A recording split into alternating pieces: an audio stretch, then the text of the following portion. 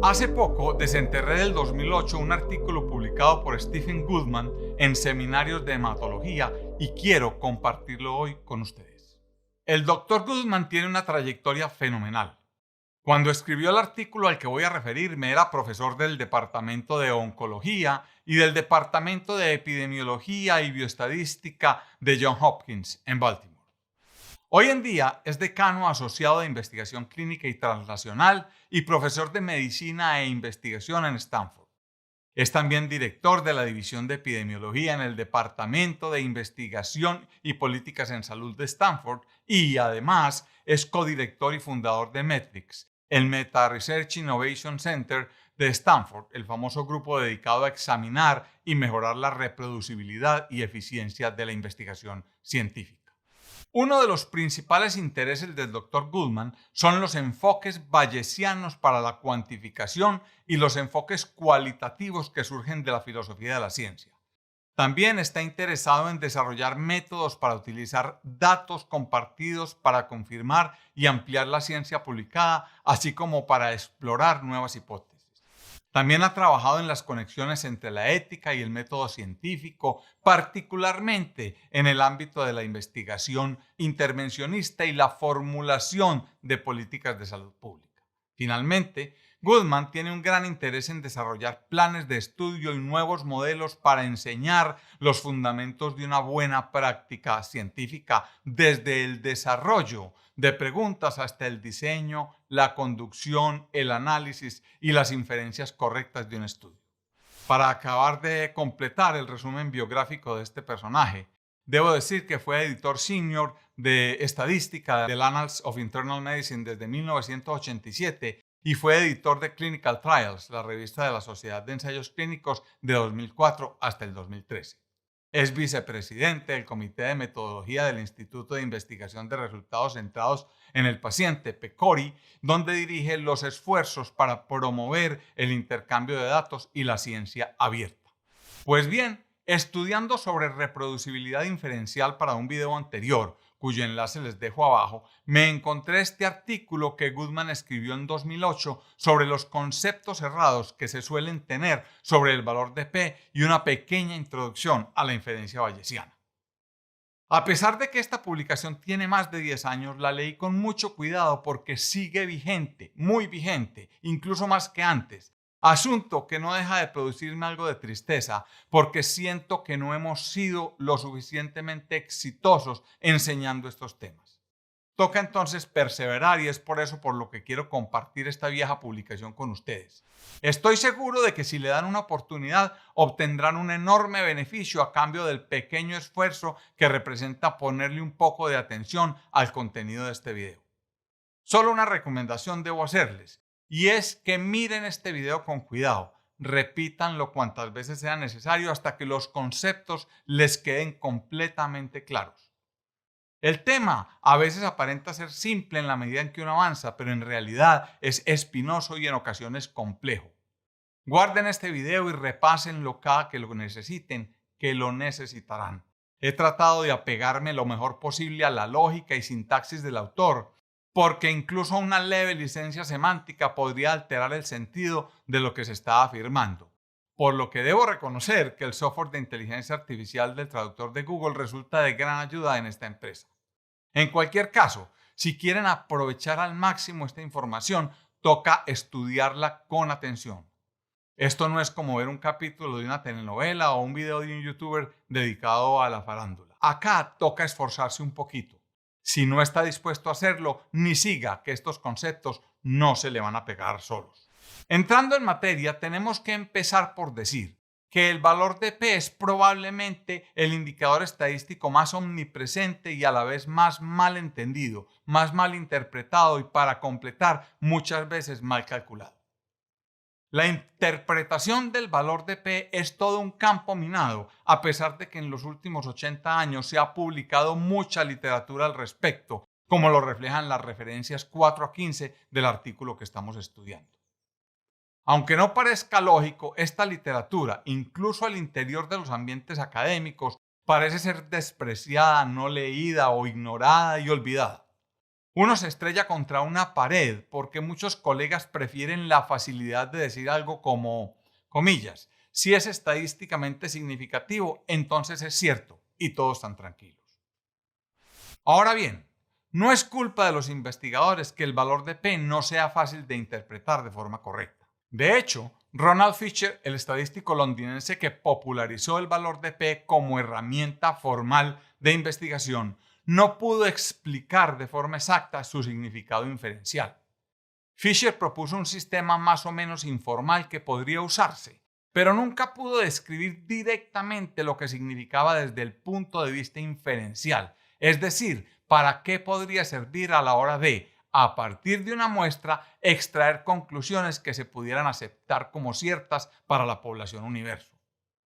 En el sistema de Fisher, el valor de P era para usarse como una guía numérica aproximada de la fuerza que una evidencia tendría contra la hipótesis nula. En ningún momento habló de tasas de error o de rechazo de una hipótesis nula. Era una herramienta de prueba para ser usada de manera flexible en el contexto de un determinado problema. De hecho, Fisher propuso asociar la palabra significante o significativo con los valores bajos de P. La selección de esa palabra significante fue deliberada y el significado que pretendía tener era bastante cercano a la interpretación del término en el lenguaje de uso común. Es decir, significancia se querría decir algo como digno de mencionar o algo digno de ser tenido en cuenta. Eso fue todo. El libro más famoso de Fisher fue publicado en 1925 y se llamó Métodos estadísticos para investigadores. Este libro es considerado el primer texto moderno de estadística y allí Fisher dijo, personalmente, yo prefiero establecer un nivel estándar de significancia del 5%. Un hecho científico debería considerarse como establecido solo si un experimento bien diseñado rara vez falla en dar ese nivel de significancia. En otras palabras, el significado operacional de un valor de P menor de 0.05 era simplemente que uno debería repetir el experimento. Si los siguientes experimentos seguían arrojando valores de P significantes, entonces uno podría concluir que los efectos observados era poco probable que se debieran solo al azar. Siendo así, significante era sinónimo de digno de atención o merecedor de más experimentos. En ningún caso la palabra significante se refería a que un valor de P bajo debería entenderse como una prueba de algo en sí mismo. Lo que pasó fue que la historia del valor de P, tan matizada y bien explicada como lo fue en un principio, se complicó con la posterior introducción de la metodología de probar hipótesis, que es el pilar de la práctica investigativa moderna. El probar una hipótesis involucra una hipótesis nula y una alternativa, implica aceptar y rechazar hipótesis, implica conocer los errores tipo 1 y tipo 2, implica establecer el poder de los estudios e implica también toda una serie de ideas relacionadas con el tema. Pues bien, aunque hoy utilizamos los valores de P en el contexto de ese sistema de prueba de hipótesis, no se trata para nada de un matrimonio cómodo, por lo que muchos de los conceptos erróneos que revisaremos surgen de esa unión antinatural. Hay mucha literatura que explica esto en profundidad. Sin embargo, en el artículo que estamos revisando, Goodman se enfoca en los conceptos erróneos de la interpretación del valor de P para aprender desde allí la forma correcta de entender el tema. La definición en palabras del valor de P sería la probabilidad de haber obtenido el resultado observado más otros más extremos si la hipótesis nula fuera cierta. Si escribiéramos esta definición en notación algebraica, veríamos algo como esto, donde X mayúscula es una variable aleatoria que corresponde a alguna forma de resumir datos como una media o una proporción, y X minúscula es el valor observado de este resumen de los datos en el estudio. La fórmula descrita se observa mejor en esta representación gráfica de la definición de un valor de P en una sola cola. La curva azul representa la probabilidad de cada resultado observado bajo la hipótesis nula. El valor de P es la probabilidad del resultado observado, X minúscula, más todos los resultados más extremos representados por el área de la cola sombreada en rojo. Ya tenemos definido de forma matemática lo que llamamos un valor de P. Sin embargo, la pregunta real es, ¿qué significa? ¿Qué nos enseña? ¿Qué quiere decir? Esto no es lo mismo que preguntar qué hace la gente cuando ve un valor de P menor o igual a 0.05. Eso es simplemente una costumbre que se describe mejor desde el punto de vista sociológico. Las acciones deben estar motivadas o justificadas por alguna concepción del significado fundamental, que es lo que exploraremos aquí. Como el valor de P en realidad no hace parte de ningún sistema formal de calcular inferencias, su verdadero significado se torna elusivo. Es por esto por lo que el autor presenta una lista de las interpretaciones erróneas más comunes del valor de P, con una pequeña explicación de la razón por la cual dichas interpretaciones son incorrectas. Al final veremos el valor de P a través de una lente bayesiana para obtener una mejor comprensión de lo que significa desde un punto de vista inferencial. Para simplificar el tema, asumiremos que el valor de P parte de un experimento aleatorizado de dos grupos en donde se mide el efecto de una intervención como la diferencia de una característica promedio, como la rata de curación, por ejemplo. No se analizarán otros posibles factores de error en el estudio, como los sesgos, por ejemplo, sino que nos enfocaremos exclusivamente en el valor de P obtenido en circunstancias ideales. La hipótesis nula dice entonces que la intervención que estamos estudiando no tiene ningún efecto sobre la variable medida. Esta tabla resume los 12 conceptos erróneos del valor de P. No se asuste, vamos a mirarlos de a uno con calma. Si lo necesita, si alguno de estos puntos le resulta confuso, retroceda el video y repita cada uno de ellos hasta que el mensaje le quede claro. Eso fue lo que yo hice durante muchas horas para poder hacer este video. Entonces no se trata de un video para mirar por encima, es un video para estudiar. Empecemos entonces. Concepto errado número 1. Si el valor de P es igual a 0.05, la hipótesis nula solo tiene un 5% de posibilidades de ser cierta. Esta es, sin ninguna duda, la más generalizada y perniciosa de las muchas ideas erróneas que hay sobre el valor de P, porque perpetúa la falsa idea de que los solos datos pueden decirnos qué tan probable es que tengamos o no razón en nuestras conclusiones. La forma más sencilla de entender que esto es falso es caer en la cuenta de que el valor de P se calcula asumiendo que la hipótesis nula es cierta. Siendo así, si la hipótesis nula es cierta, entonces no puede haber simultáneamente una probabilidad de que la hipótesis nula sea falsa. Se configura un oxímoron perfecto.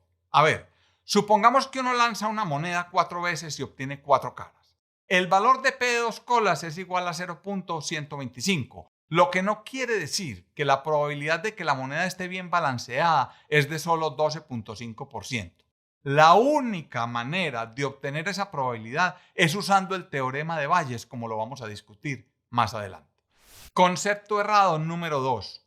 Una diferencia no significativa, o sea, una diferencia con un valor de P mayor de 0.05, significa que no hay diferencia entre los grupos. Una diferencia no significativa simplemente significa que un efecto nulo es estadísticamente consistente con los resultados observados, junto con el rango de efectos incluidos en el intervalo de confianza. Eso no hace que el efecto nulo sea el más probable, es compatible con los datos, pero no necesariamente el más probable. El efecto mejor respaldado por los datos de un experimento dado es siempre el efecto observado, independientemente de su significancia. Concepto errado número 3. Una diferencia significativa es clínicamente importante. Una diferencia estadísticamente significativa puede de todos modos ser muy pequeña como para que sea clínicamente importante. Haga de cuenta que un antihipertensivo baja la presión arterial media solo 2 milímetros de mercurio y el valor de P de esta diferencia es menor de 0.05. El valor de P no provee información alguna acerca de la magnitud de un efecto, asunto que es capturado por la estimación del efecto mismo y por el intervalo de confianza. Además de lo anterior, el desenlace mismo puede carecer de importancia clínica, como sucede con muchos de los desenlaces subrogados, como por ejemplo el porcentaje de respuesta versus la sobrevida, el conteo de CD4 versus la enfermedad clínica, etc. Concepto errado número 4. Los estudios con valor de P significante y los estudios con valor de P no significante son contradictorios. Los estudios pueden tener diferentes grados de significancia, aunque las estimaciones del beneficio del tratamiento sean idénticas. Basta con cambiar la precisión de la estimación mediante el tamaño de la muestra. Como se observa en esta gráfica, los estudios son conflictivos desde el punto de vista estadístico solo cuando la diferencia entre los resultados es poco probable que haya ocurrido por azar. Lo que sucede cuando los intervalos de confianza no se sobreponen o se sobreponen muy poco. Este asunto se aborda de manera formal con el llamado test de heterogeneidad. Concepto errado número 5. Los estudios con el mismo valor de P proveen la misma evidencia contra la hipótesis nula. Resulta que efectos observados que son diferentes de forma dramática pueden tener el mismo valor de P. Esta figura nos muestra los resultados de dos estudios, uno con un efecto del tratamiento del 3%, intervalo de confianza de 0% a 6%, y otro con un efecto del 19% y un intervalo de confianza de 0% a 38%. Ambos tienen un valor de P de 0.05, pero el hecho de que esto significa cosas diferentes se demuestra con facilidad.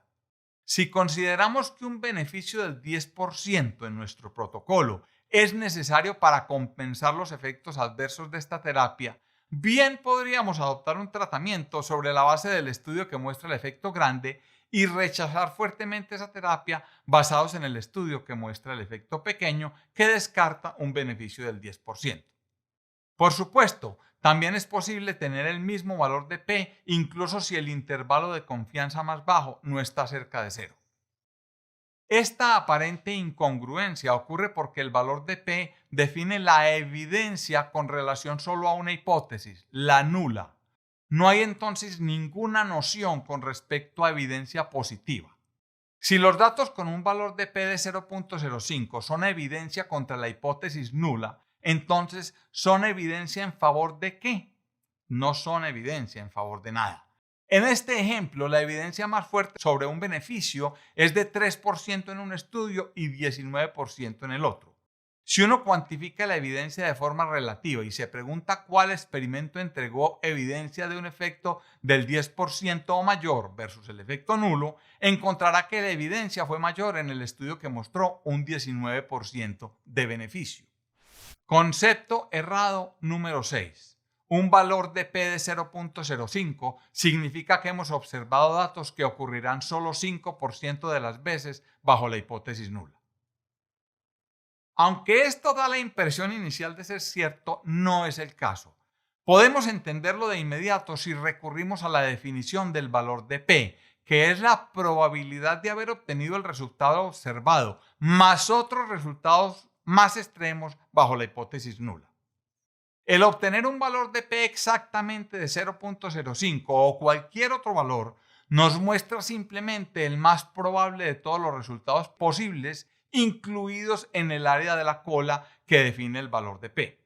La probabilidad de obtener cualquier resultado individual es realmente muy baja, por lo que Fisher dijo que se presenta el resto del área de la cola como una aproximación. Como veremos más adelante, la inclusión de estos resultados más raros plantea serios problemas lógicos y cuantitativos para el valor de P, y el uso de probabilidades comparativas en lugar de probabilidades simples para medir la evidencia elimina o eliminaría la necesidad de incluir resultados distintos a los observados. Miremos esto con un poco más de cuidado.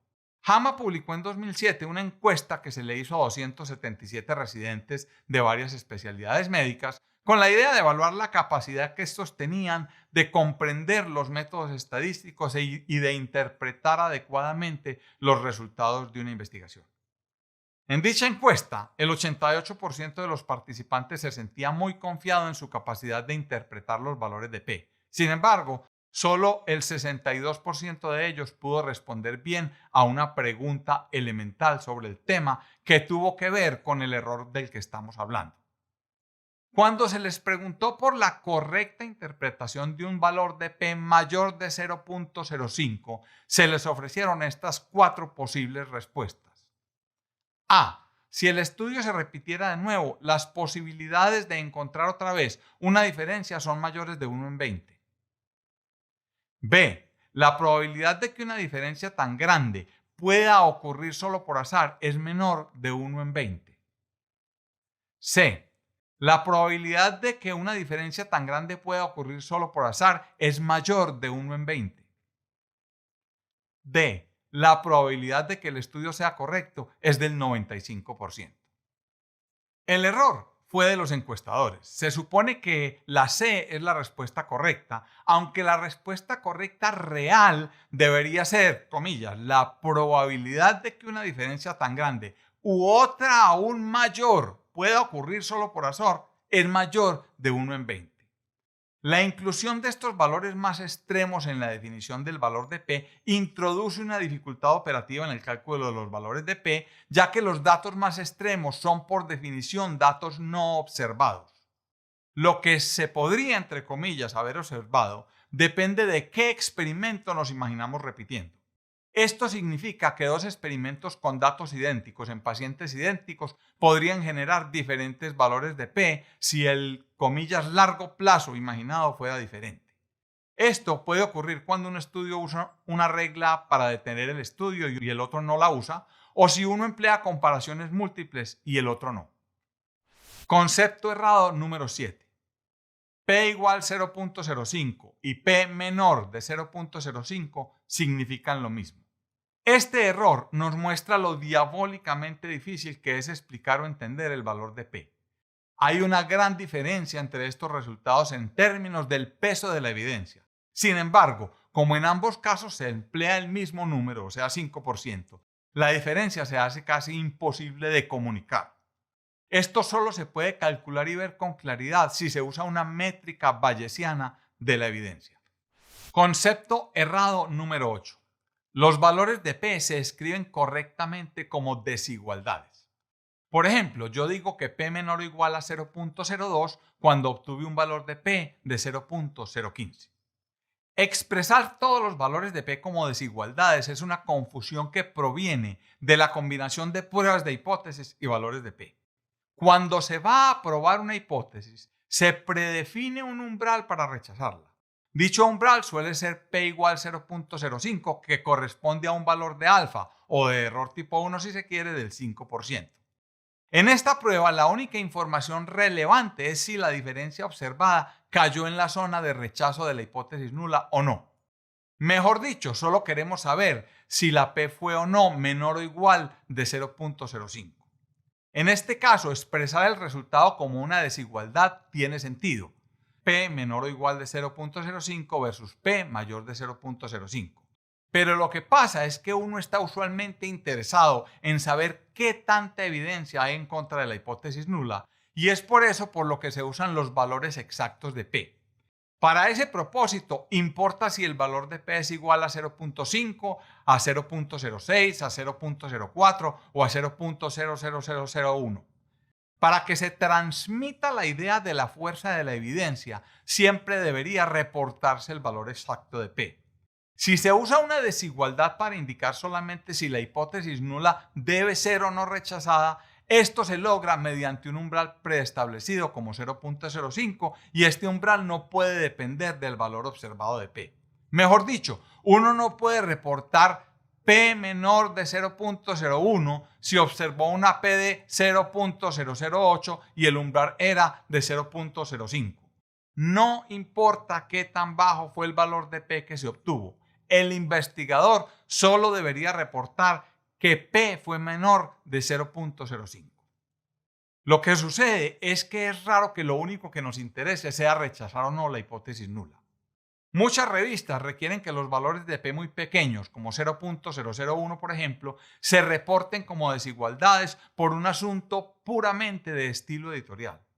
Esto no suele representar un problema mayor, a no ser que se hayan hecho miles de pruebas estadísticas, como se acostumbra, por ejemplo, en los estudios genéticos, situación en la cual se pueden generar muchos valores de P muy pequeños solo por azar, y la distinción entre valores de P pequeños y valores de P extremadamente pequeños es importante para obtener conclusiones adecuadas.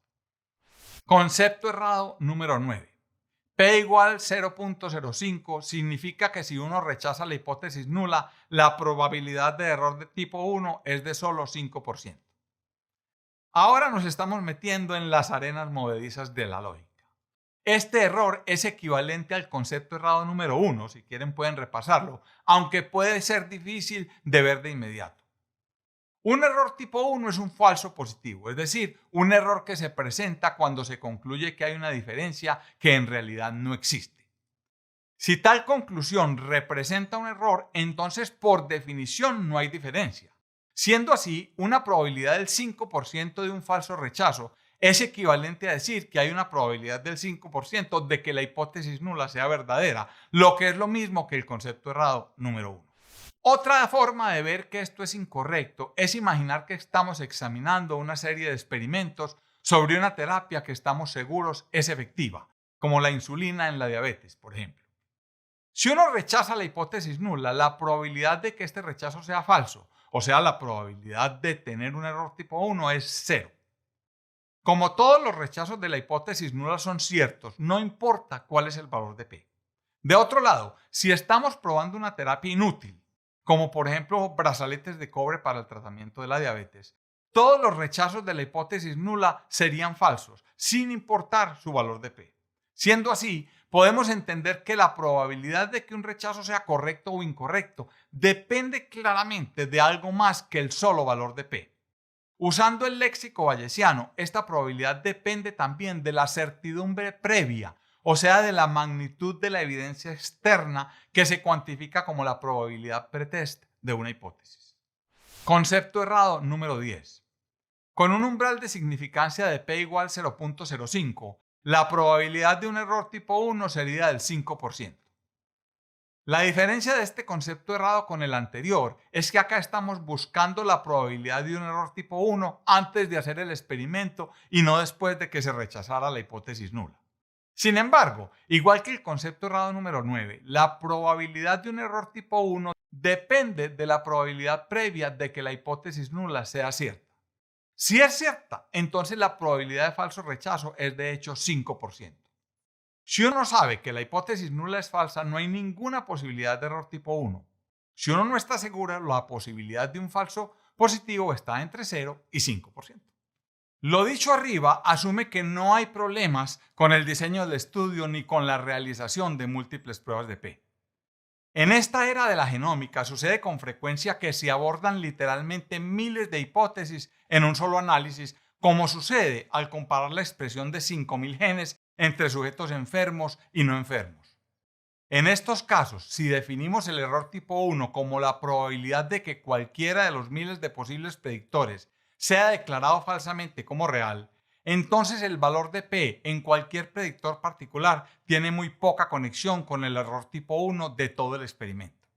Acá el problema no es con el valor de P en sí mismo, sino con la desconexión entre el valor de P calculado para un predictor individual y una hipótesis que abarca miles de posibles predictores.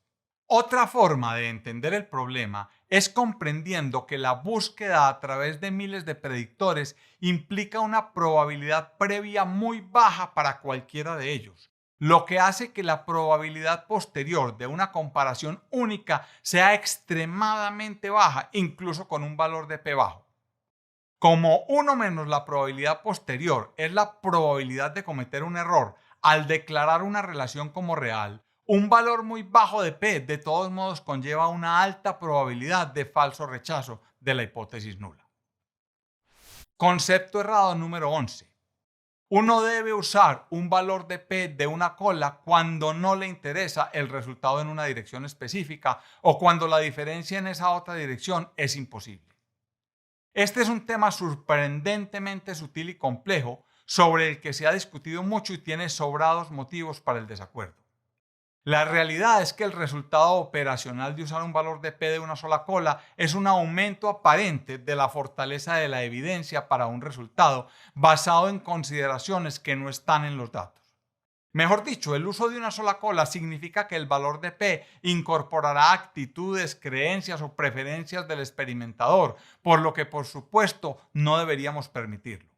Si uno realmente está interesado en que el valor de P sea una medida de la fortaleza de la evidencia, hacer pruebas de una sola cola no tiene mucho sentido. Si uno está interesado en las probabilidades de cometer errores tipo 1 o tipo 2, entonces las consideraciones de regiones de rechazo de una o dos colas podrían tener sentido. Sin embargo, no habría necesidad de usar valores de P en este contexto porque no es con los valores de P que se establece si hubo un error tipo 1 o tipo 2. Concepto errado número 12. Una conclusión científica o una política en salud debería basarse en si el valor de P es o no significativo. Este concepto erróneo abarca a todos los demás. Esto es equivalente a decir que la magnitud del efecto no es importante y que solo hay evidencia relevante para una conclusión científica en el experimento en cuestión, y que tanto las creencias como las acciones vienen directamente de los resultados estadísticos. La evidencia de un estudio dado necesita combinarse con la existente en trabajos previos para llegar a una conclusión.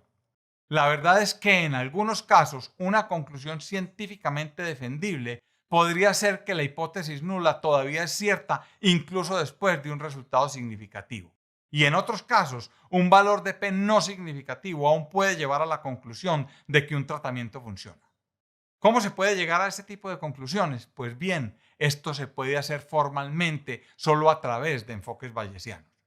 Para justificar acciones debemos incorporar la gravedad de los errores que provienen de dichas acciones, junto con la posibilidad de que las conclusiones sean incorrectas.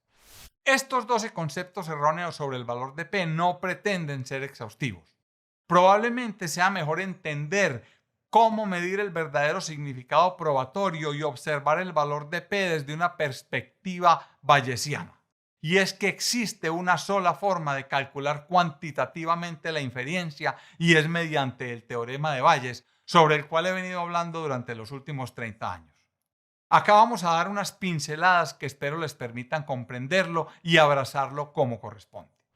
El teorema de Bayes puede expresarse en palabras de la siguiente forma. Las posibilidades de la hipótesis nula después de obtener los datos son iguales a las posibilidades de la hipótesis nula antes de obtener los datos multiplicadas por el factor de Bayes. Si se quieren usar términos más técnicos, uno diría la posibilidad post-test de la hipótesis nula dados los datos es igual a la posibilidad post-test de la hipótesis nula dados los datos multiplicado por la probabilidad de los datos bajo la hipótesis nula dividido la probabilidad de los datos bajo la hipótesis alternativa.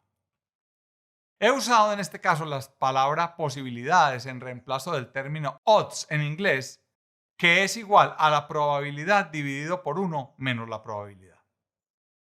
Resulta muy revelador que el valor de P no aparece por ninguna parte en esta ecuación.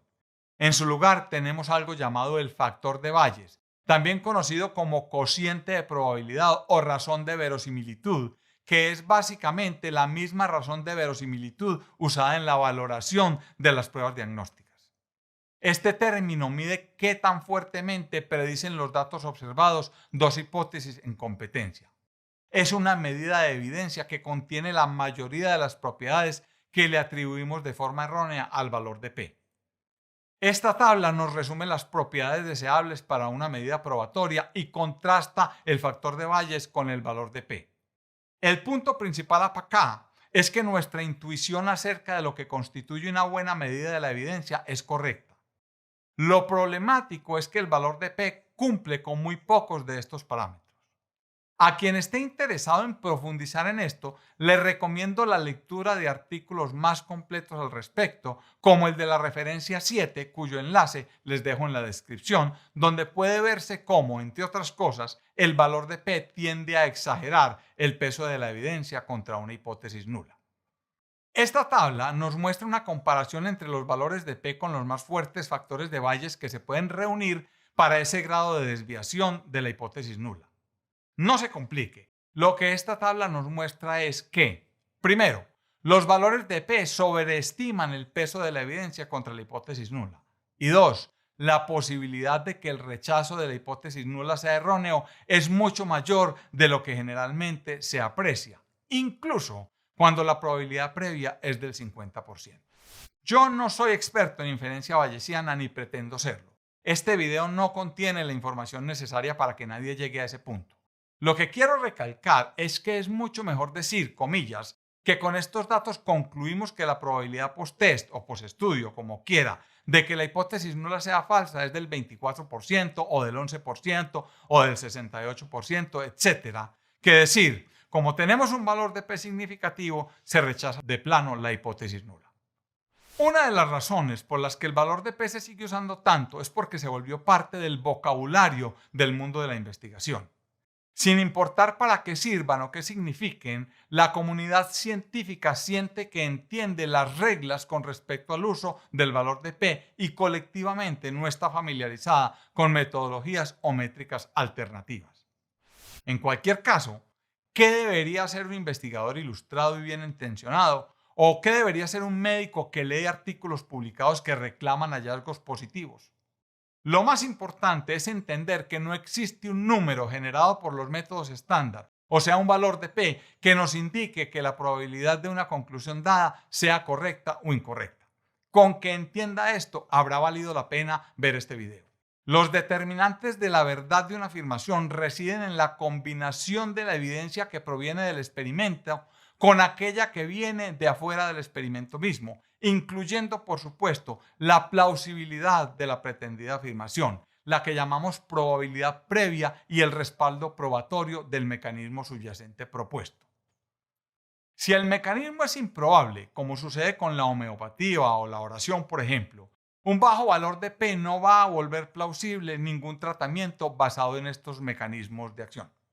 De otro lado, es en extremo raro que un estudio aislado logre probar nada.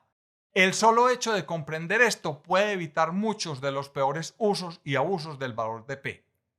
Algo adicional que debemos comprender es que el tamaño del efecto importa y que todo el intervalo de confianza enteritico debería considerarse como el resultado del experimento y no solo el valor de P o incluso la propia estimación del efecto.